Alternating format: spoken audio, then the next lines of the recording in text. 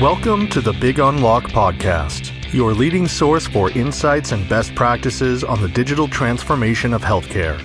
Join host Patty Padmanabhan, CEO of Damo Consulting and best-selling author of Healthcare Digital Transformation, How Consumerism, Technology, and Pandemic Are Accelerating the Future, in conversation with healthcare and technology leaders.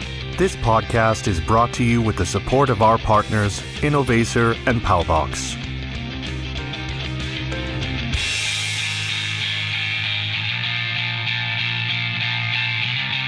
Hello again, everyone, and welcome back to the podcast. It is my great privilege and honor to introduce my special guest today, Amber Fencl, Vice President of Digital Health Engagement at Novant Health.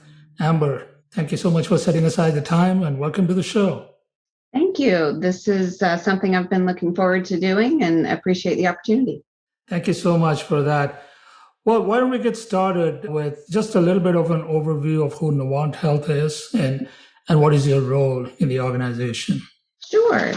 Novant Health is a not-for-profit $5.7 billion health system located in North Carolina, South Carolina, and Georgia.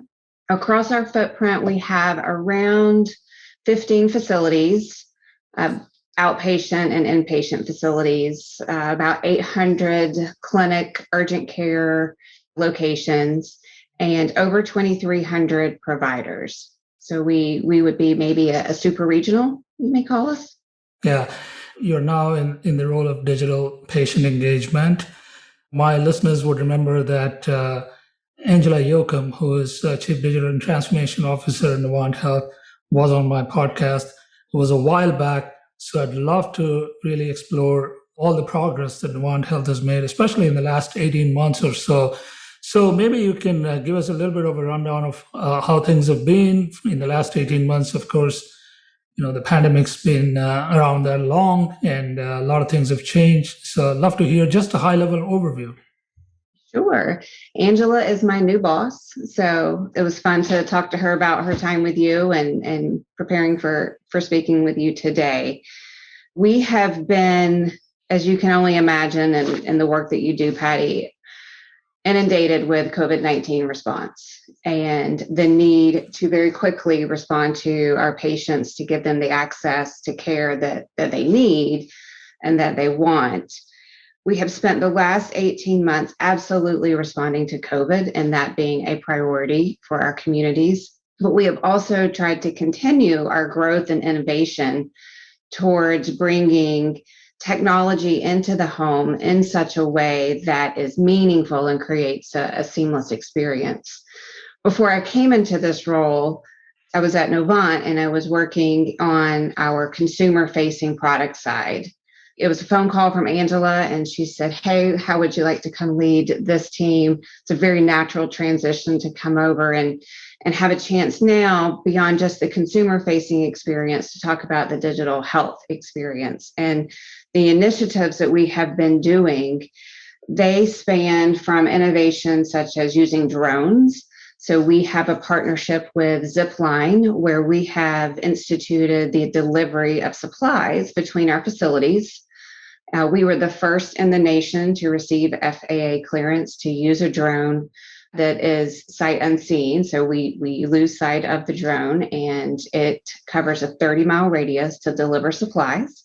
We are now exploring the next use case with Zipline, and that will be to actually deliver pharmaceuticals to our patients directly to their home. So a drone is going to take their medications and safely and securely deliver that medication to their front yard. And that is the next thing in line with Zipline. We also partnered with a company called Hyro. Hyro AI is a conversational web voice chatbot technology, if you will. And we partnered with them for a voice bot to respond to COVID-19 vaccination questions. So we very quickly, in about a 4-week span, worked with Hyro to develop a knowledge base of frequently asked questions related to the vaccine. And patients and community members who would call in had the option to speak with this voice bot to learn more about the vaccine. In a 5-month span, we deflected over 13,000 calls from our Care Connections, our customer service phone team, to the bot for people just calling to get more information about the vaccine. So that was a highly successful initiative that we did with one of our key partners, Hyro. We have also established what we call COVID Care at Home. And this is a really great program that we will assess our inpatient COVID patients. And once they are to a place of stability that we feel that they have met a selection criteria, an algorithm that says you are in a good place, that you can actually go and recover at home. And we will discharge you from our acute facility and send you home with a care package and remote patient monitoring devices to monitor your oxygen levels and things such as that, so that they can go home and be more comfortable. We also are able to alleviate some of the strain that's on our acute facilities with that program. And we are doing that across all of our footprint here at Novant Health. We've done some really cool things. I think Angela may have mentioned to you the work we did with Viz AI, where we have instituted technology for stroke detection. So if we have a patient that presents itself with stroke symptoms and signs in the emergency room while they're in the CT scanner, the Viz AI application and software, and quite frankly, incredible algorithm and technology that they have brought forward, can assess that patient real time and detect and save millions of brain cells per minute and cut down on the time that is spent trying to discern what may be wrong with this patient. That technology allows us to know in minutes and call in the neurosurgeon, the operating room preparation, initiate all of those activities at a much faster rate. So those are just a few of the really cool things that we've done.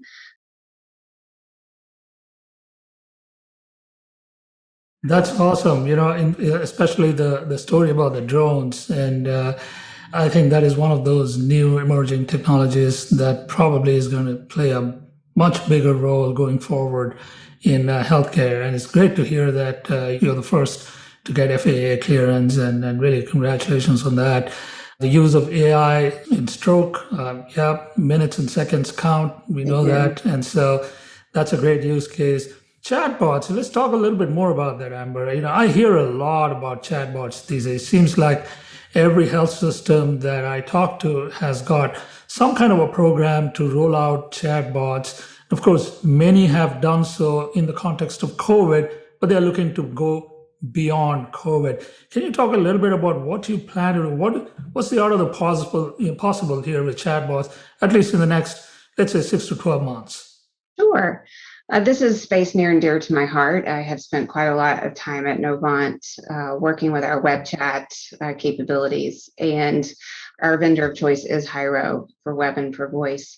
Here's what I will say. There's a lot of really interesting things that are going on in the chatbot space, and there are some out-of-the-box products that you can turn on and have a chatbot kind of instantaneously.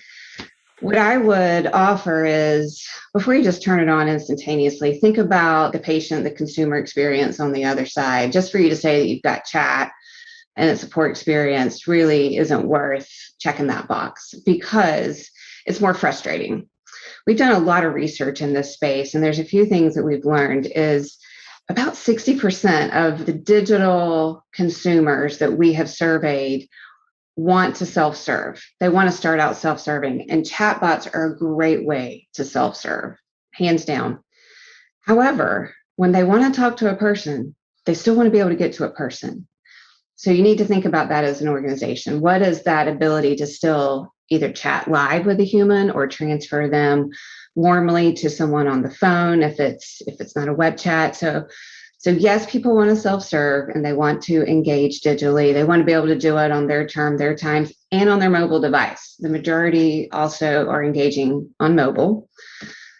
So you want to have that capability, and it needs to be rich, meaningful information. So to check the box and turn it on is not going to be rewarding to the patient. That's not going to buy you much either as an organization. You need to have really robust knowledge. And so that means looking for technologies like Hyro, for example, that has conversational AI and this robust knowledge graph that is continuously learning and growing its nodes and relationships of information, and has the ability to constantly ingest, scrape, all sorts of different ways to fill the knowledge base with information and grow it. You want to be able to do that in a really effective, efficient, and elegant manner. The days of chatbots that are more workflow based, I think, are narrowing, and they serve its purpose for a very small use case, but they can't grow with you. So we, for example, at Novant Health have implemented a chatbot with Hyro that serves as our site search for our entire website. So you may think you are about to type in a search term for company information. Well, what you're actually doing is engaging with the chatbot, and it will begin to have a conversation with you and ask you questions and narrow down what exactly it is that you're looking to do. Or perhaps you want to find a physician and using chat to do that. I will say that in the space of chat and AI, here's the piece that I think folks may not appreciate. And we have thankfully began to scratch the surface here. And if you have a conversational AI, some type of natural language processing capability, you are getting consumer insights firsthand. They're typing in, they're voicing in their questions.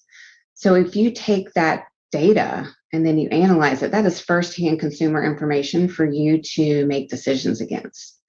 That is rich, that is robust, and that is invaluable. And I think the more that we find entities implementing this type of technology and then using that data to turn it into meaningful information, that will be a pivot for that entity to start making very different decisions, very consumer-focused decisions. That's great. Actually, you've combined 2 or 3 different technology tools right there in that description. You've talked about chatbots, but you've also talked about voice enablement of the chatbots. You've talked about AI at the back end that analyzes the data and can intelligently guide your consumers. That's great. So you're really taking advantage of all of the tools that are available to you. Tell us about maybe a couple more that you're working on. You don't need to name partners if you haven't really formally announced it or anything, but at least in terms of the broad functional areas, a couple other things that you're working on that are going to roll out in the next year or so. Yeah, I'm happy to share one of our biggest programs that we, along with many other healthcare systems, are exploring is hospital at home. So the idea to take remote patient monitoring, which has become a bit expected, let's say, and truly creating an inpatient experience with the same quality and same care within the home. So the idea to create this experience is very similar to what we did with the tele-ICU. So we have the stroke technology with Biz AI. We've also created an experience for tele-ICU where we have a command center of experts in the field that are monitoring it, right? And then we have our hospitalists that are rounding. Well, hospital at home takes that to the home at a much grander level, right? You've got this healthcare.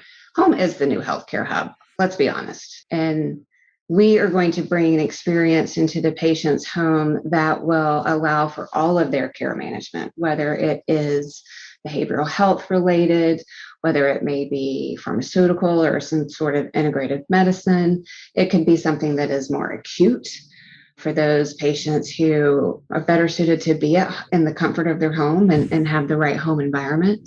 It's going to include labs. It will include imaging, even the ability to do any type of paramedic services. Let's say someone's running low on their oxygen, and from our command center, we will be able to dispatch that paramedic to them immediately through the monitoring and through the technology, but also through the talent that is sitting in that command center and doing the monitoring.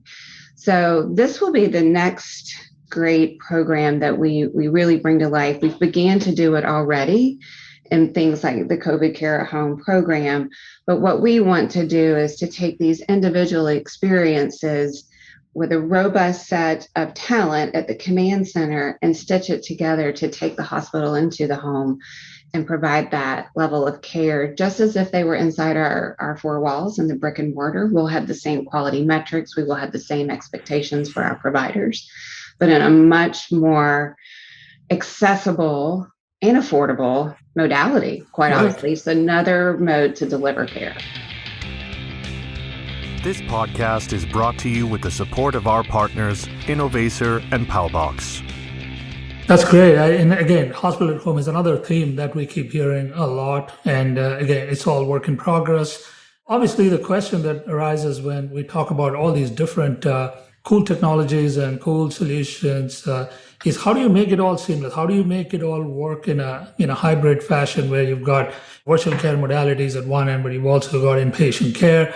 And you come from the consumer product side of things, so you probably are more acutely familiar with the challenges that consumers go through as a consumer. The seamlessness that you expect may not exist today.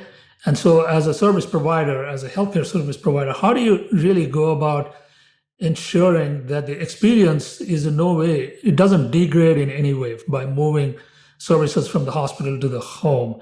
So that's the first part of the question. The second part would be, how do you make technology choices in this context? What do you really look for when you're picking somebody to be your technology partner in this journey?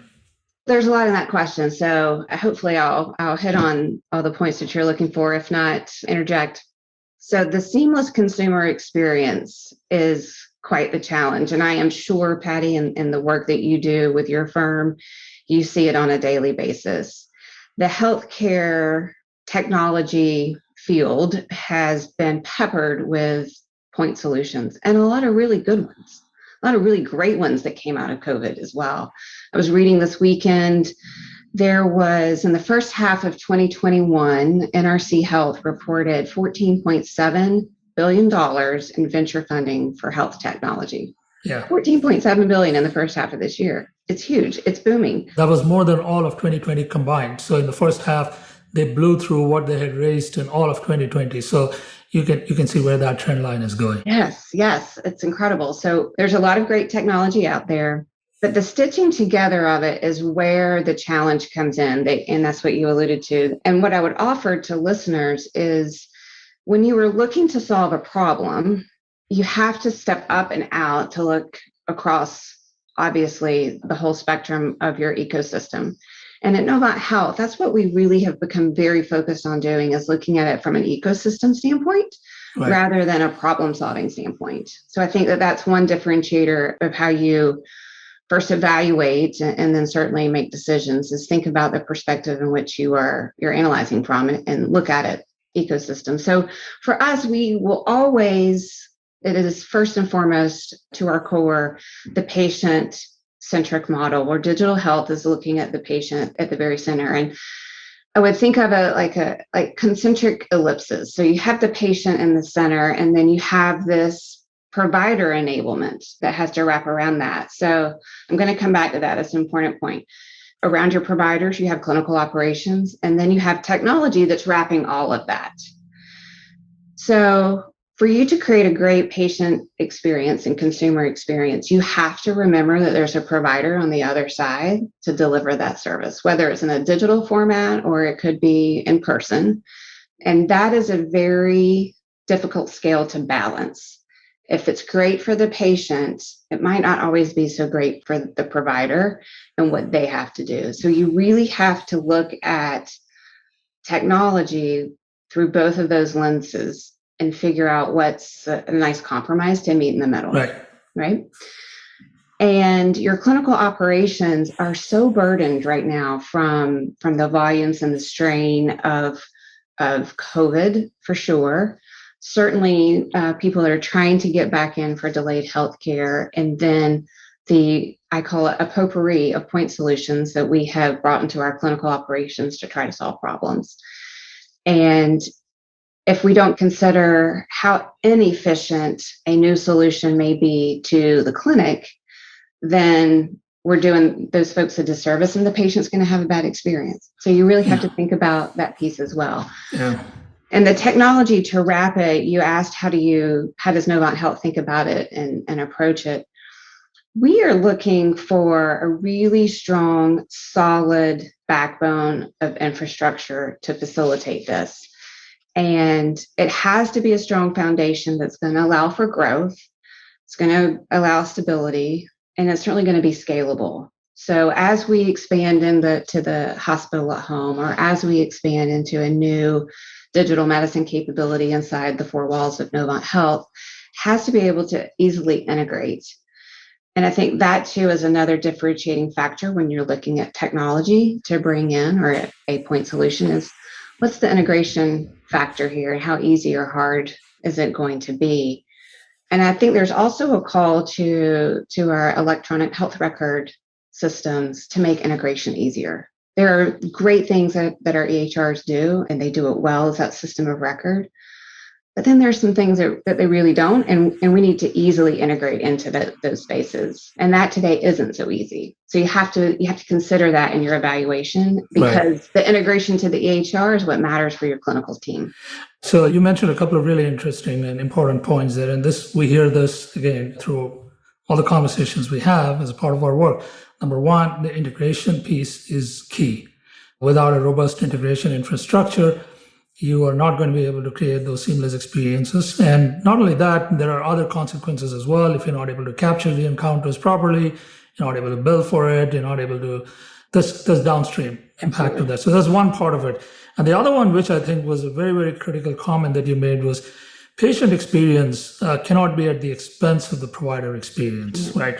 So when you're designing these user experiences, you are necessarily going to have to take into consideration the provider's role in all this, because the providers are eventually going to have to work with the solution. They're going to have to recommend it to their patients, and they're going to have to find ways to train themselves and their patients in order to increase your adoption rate. And so I think those were very, very well said.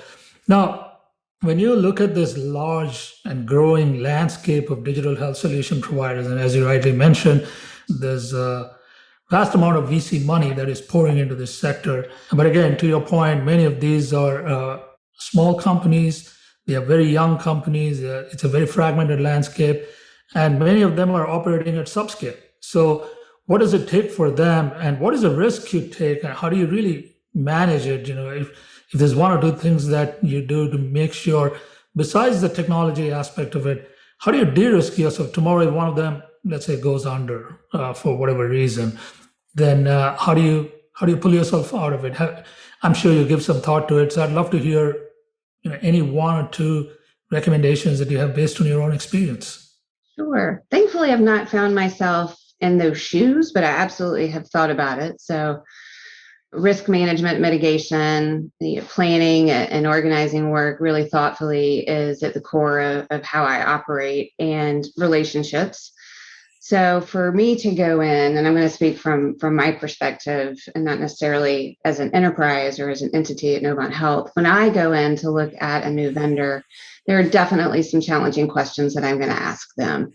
And a lot of it is to figure out how reality versus the optimistic view that those providers are typically going to present. The marketing versus the reality. The marketing and the sales pitch versus the reality of what it is. So I will always double whatever they tell me, unless it is a very seasoned software provider, service provider with a proven track record. Anybody else, I'm going to double what you tell me. I'm going to start also managing expectations with my partners, within my internal partners, right, and my internal stakeholders.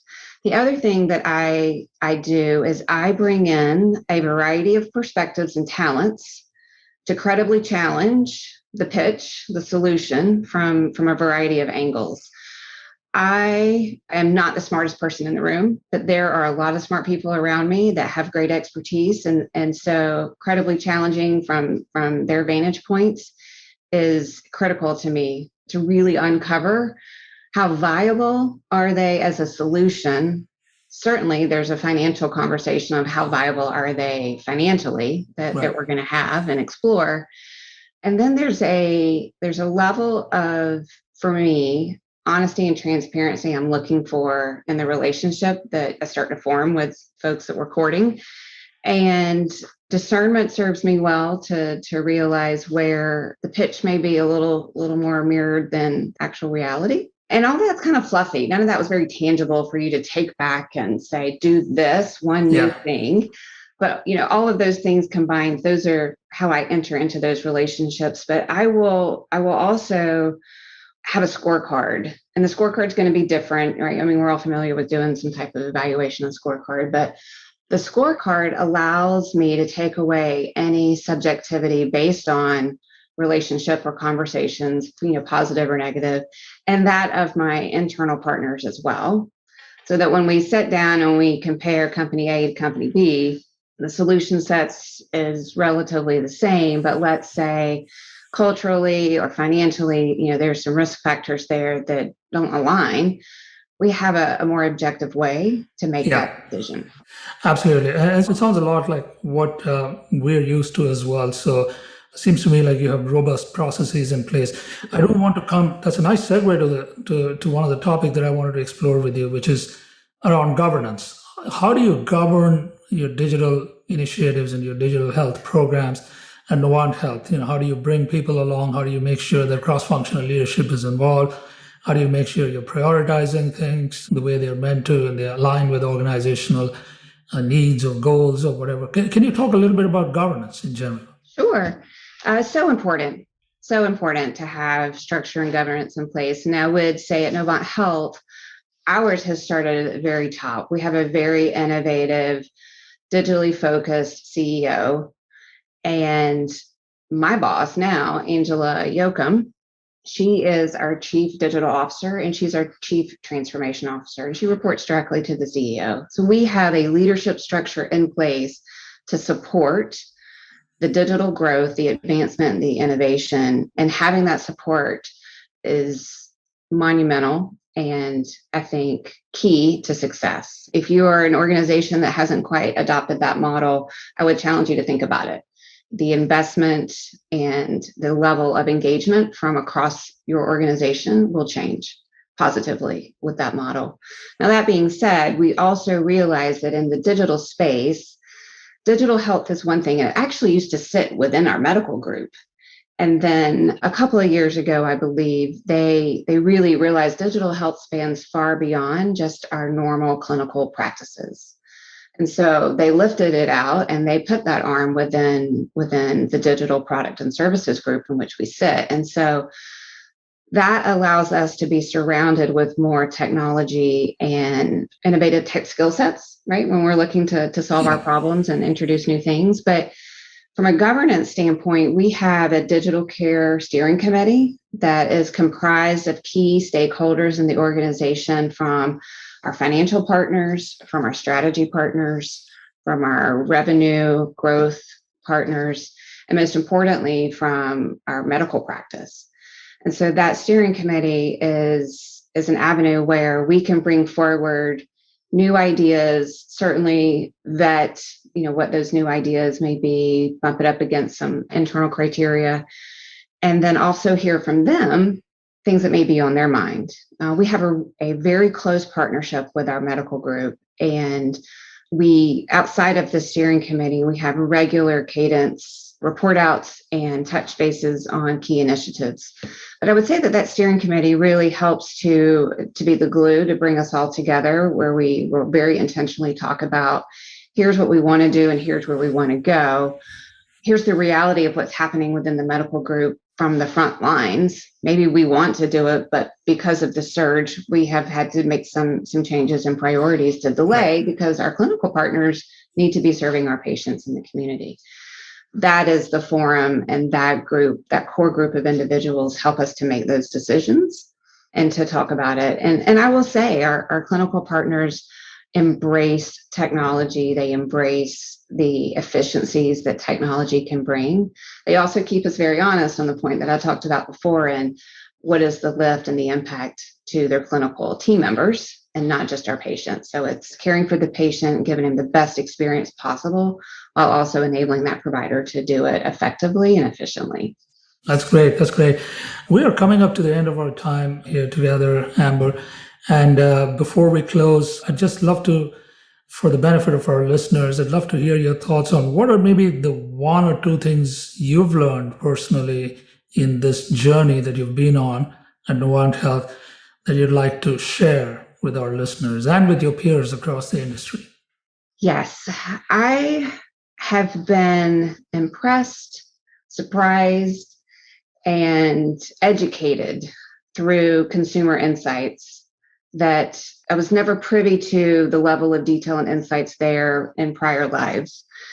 By that, I mean, at Novant Health, we have a consumer patient focused group called Community Voice. And so that function, which is a part of my digital health and engagement team, has about 6,000 volunteer patients, team members, and community members that will take surveys that we send out because they are interested in providing us feedback.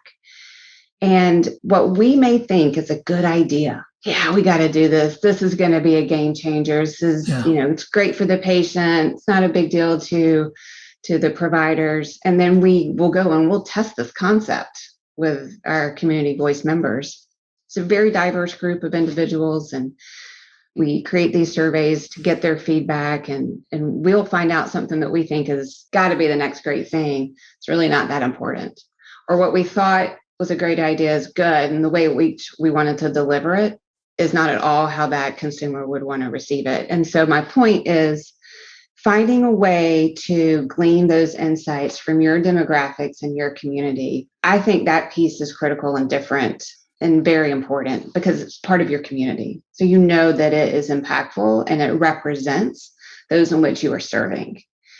If you are gaining your insights from a different source that is interesting and absolutely can be a factor, I have been impressed and find that our community members who participate and give us direct feedback allows us. Sometimes it's directionally the same as, perhaps a national survey on a similar topic, but it's typically different enough to make an impact on how Novant Health wants to choose to deliver that particular concept. So I would say that is first and foremost. And what I mentioned earlier is the insights that you can gain from digital interactions with your patients to predict behaviors, to identify trends quick enough that you can react and respond to them, so that either the experience is better or perhaps there is a new opportunity in those trends that is good for your system to explore. So for me in this role and the work that I've been doing at Novant Health the last couple of years, the access to meaningful insights to make decisions has been delightful and impactful in how we have made decisions that I've been a part of. That's wonderful. So in other words, the cool tech isn't where you start. You start with really what the consumers need and want and are looking for. And if there happens to be cool tech that can deliver what they need, even better, right? Even better. But if they're not interested in it, you can have all the cool stuff you want. Nobody's going to use it. Nobody's going to use it. That's very well said. Amber, it's been such a pleasure speaking with you. And thank you once again for coming on my podcast. And I look forward to following all the progress that I know you're going to make over the next 12 months or so. All the very, very best to you and your team and to Novant Health. Thank you again for being on the show. Thank you, Patty. My pleasure. We hope you enjoyed this podcast. You can reach us at info@thebigunlock.com with your feedback and questions. This podcast is brought to you with the support of our partners, Innovacer and Palbox.